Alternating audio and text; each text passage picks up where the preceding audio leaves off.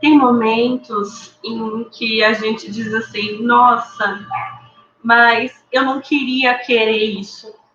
Ai, se eu pudesse, eu não ia querer o que eu quero. Eu não quero querer o que eu quero.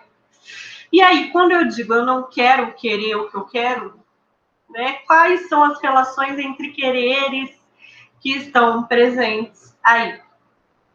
Para a gente começar essa diferenciação entre desejo e vontade, é interessante a música que nós escutamos que pergunta: você tem sede de quê? E você tem fome de quê? Na aula passada, nós falamos um pouquinho sobre a diferença entre instinto e pulsão. Que o instinto tem a ver com a sobrevivência, e o instinto é fixo, ele é pré-formado.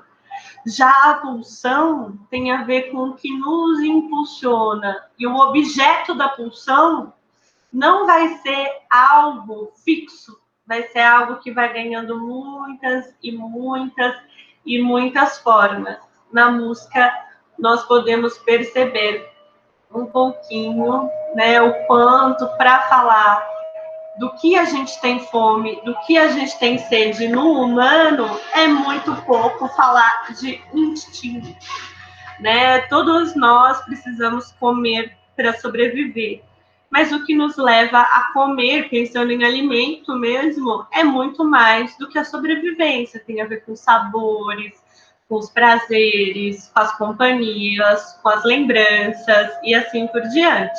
E aí, se a gente transforma a questão da fome em metáfora, aí que nós temos muito mais fomes e fomes e fomes e fomes, né? Então, o humano, como desejante, vai ser caracterizado por essa plasticidade e também por uma multiplicidade, né? A ideia não é só satisfazer uma necessidade, mas sim os desejos que surgirão.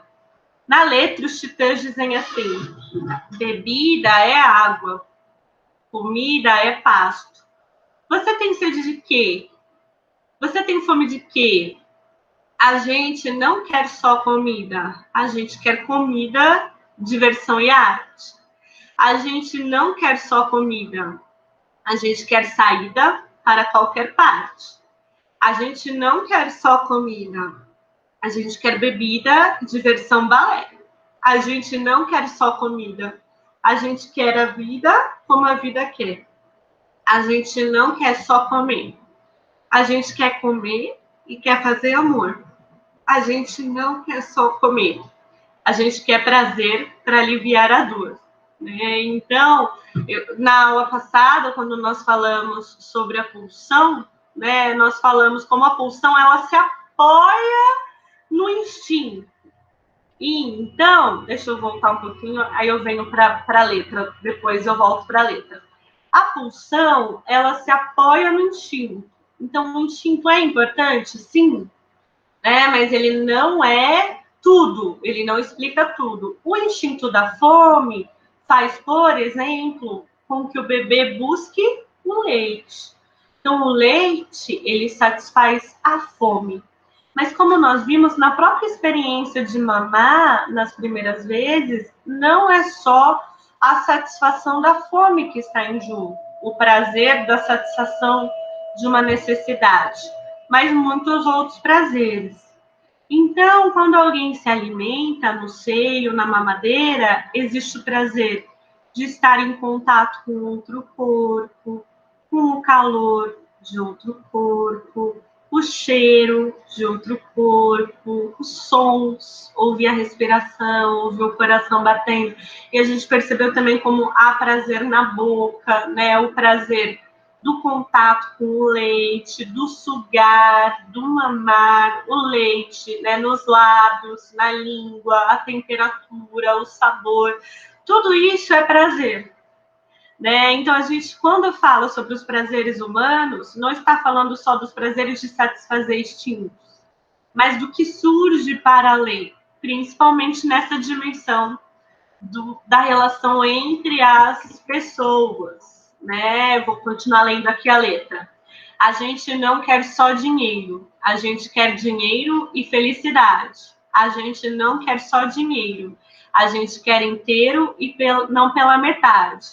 Desejo, necessidade, vontade, necessidade, desejo, necessidade, vontade e necessidade.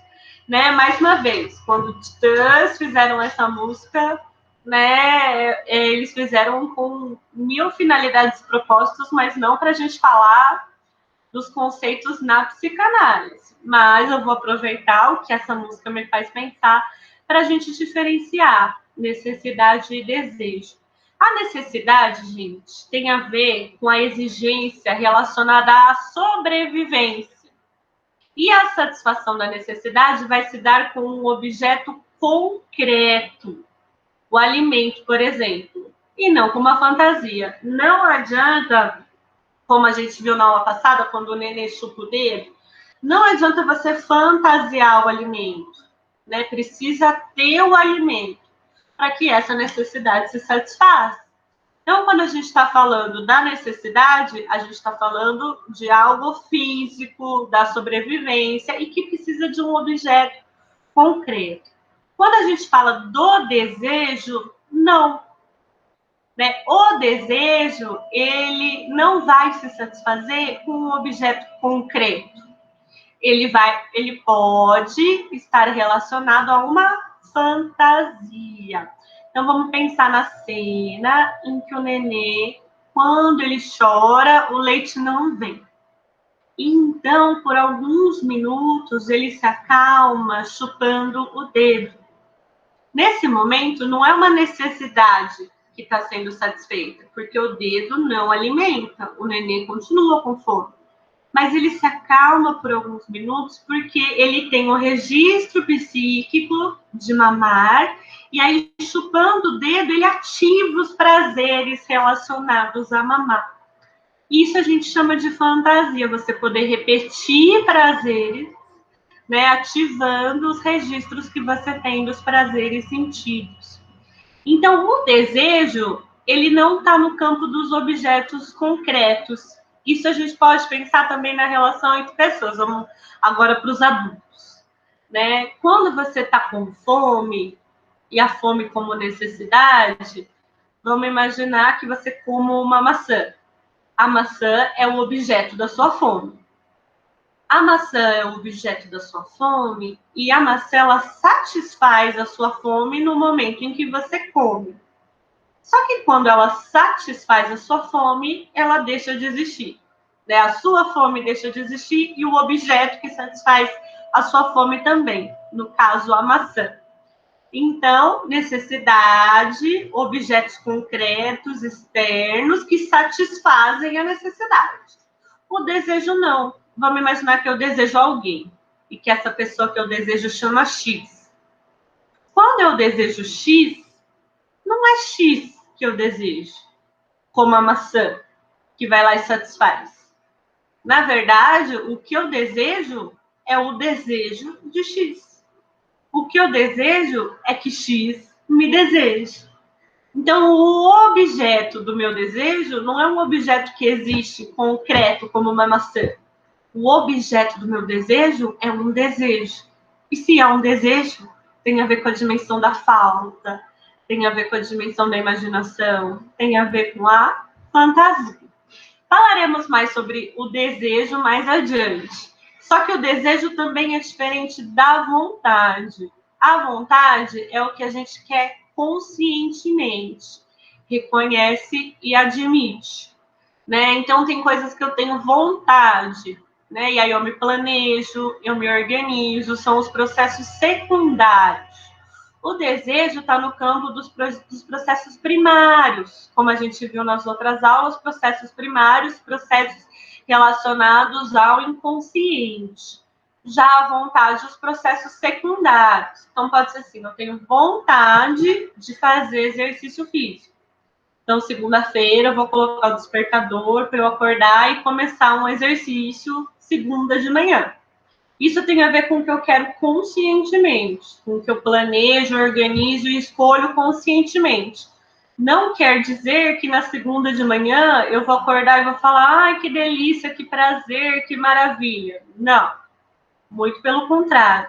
Agora, tem pessoas, né, que amam fazer um exercício físico, não fazem por uma vontade consciente apenas, né? Então, por exemplo, uma pessoa que vai nadar e quando mergulha na água, sente que, nossa, tudo na vida fica melhor, que a disposição fica melhor, que a alegria fica melhor, que pensar nas coisas fica mais bonito, que a tranquilidade é maior. Isso não é do nível da vontade, porque eu não posso decidir ter isso. Eu não posso decidir entrar na água, nadar e gostar. Né? O desejo, ele está presente nessas coisas que a gente não escolhe, que a gente não decide. No momento que você está lá na água nadando, existe algo te movendo, algo te impulsionando, algo que torna o nadar muito prazeroso.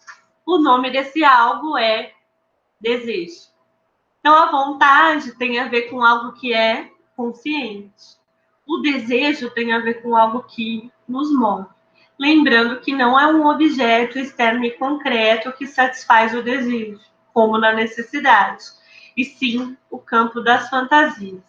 Um outro exemplo é vocês falarem: eu quero muito ler este livro, porque ele é importante para a matéria que eu estou vendo. Então, aqui há a vontade, você tem uma vontade consciente de ler esse livro, você planeja, se organiza para ler o livro. Então, imagina que você se planejou para ler o livro das 8 às 9 da noite. É um planejamento, é uma vontade, é do nível consciente. E então, você começa a ler esse livro. Né? Aí você fala, nossa, que chato, tá muito difícil, eu tô cansado. Mas você se planejou, você lê no horário das 8 às 9, faz anotações, faz um resuminho, ou seja, isso é sua vontade, é o seu esforço. O desejo, ele não depende do nosso esforço. Ao contrário, a gente pode até se esforçar, não quer dizer que o desejo vai acontecer. O desejo é, na hora que você está lá tentando ler o livro chato, você vê do ladinho um livro que você gosta. Aí você dá uma folheada. Nisso que você dá uma folheada, você começa a se envolver. Aí você gosta da história, aí você quer saber mais. Aí quando vai ver, tipo, meia-noite você ainda tá lá com aquele livro. Né? E você quer dormir, mas você fala, ai não, só mais uma página. Né? Você está assistindo um seriado, você sabe que na manhã seguinte você tem compromisso, você fala, só mais um episódio. Então, o desejo tem a ver com isso, que você não precisa se esforçar. Ao contrário, você tenta se esforçar para não sentir e você sente. O desejo torna motivador, o desejo torna prazeroso. Ambos são importantes, tanto os nossos desejos quanto as nossas vontades, assim como as necessidades também. A ideia deste quadro é nós vermos que são coisas diferentes. Então, o que é o desejo? Para a gente ver o que é o desejo, precisa guardar bem essa ideia de que, para a psicanálise, nós somos seres desejantes. E, por sermos seres desejantes, nós não desejamos o que queremos. Não tem uma correspondência exata nem necessária entre o que nós desejamos e queremos. Ao contrário, pode ter momentos em que a gente fale: ai, como eu queria não querer isso. Ai, como eu queria não estar querendo assim. Ai, como eu queria não querer. Por quê? Porque o desejo, ele não depende da nossa decisão, não depende da nossa escolha, não depende da nossa vontade, né? E mesmo quando a gente consegue algo que a gente deseja, a gente não fica satisfeito por muito tempo. Então, o desejo, ele está muito ligado à insatisfação. E muitos momentos, né, que a gente deseja algo e esse desejo não é compatível com os nossos planos, com as nossas escolhas conscientes e com as nossas vontades, nós negamos a admitir grande parte do que desejamos. A gente não consegue admitir o que a gente deseja, né? Não dá para admitir o que a gente deseja, porque o que a gente deseja é muito diferente do que conscientemente a gente quer e a gente escolhe. Mesmo assim, nós vivemos grande parte do que desejamos em fantasia. Eu estou lá tentando ler o livro que eu me programei, que eu escolhi, que eu me organizei para ler, e aí quando eu vejo eu estou devaneando complete como vocês quiserem. Então, uma grande manifestação do desejo está nesse fato de que a gente passa grande parte da nossa vida absorvidos em fantasias, em devaneios. Passamos boa parte do nosso tempo, bem mais do que passaríamos se pudéssemos controlar, absorvidos em devaneios permeados por desejos. né? E muitas vezes a gente não pode falar, não vou mais devanear com essa pessoa, não vou mais devanear com essa situação, não vou mais devanear com essa solução. Não dá, o devaneio vem, a fantasia vem, alivia nossas tensões, né? Traz esse prazer das coisas serem como nós desejamos. Mas quando que as coisas são como nós desejamos? Apenas em fantasia. Na realidade, não. Né? Então vamos para a próxima música, desculpa, para o próximo vídeo. Vou colocar uma música antes também.